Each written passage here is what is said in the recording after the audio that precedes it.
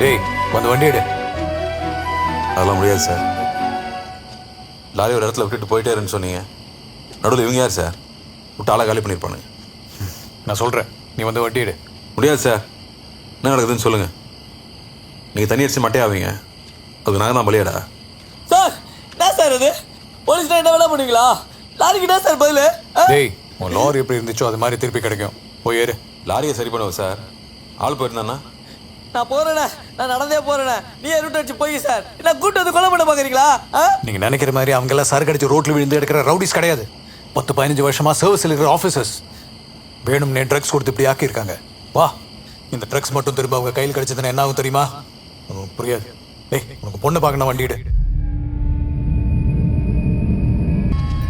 டேய் நெல்லு, குடிச்சிருக்கியா? நீங்க மட்டும் இவங்க குச்சா தப்பு இல்லையா? நான் குச்சா மட்டும் தப்பா? நாள் ஃபுல்லா அடுப்புல நிக்கிறவங்க தானே தெரியும் உடம்பு வலி என்னன்னு.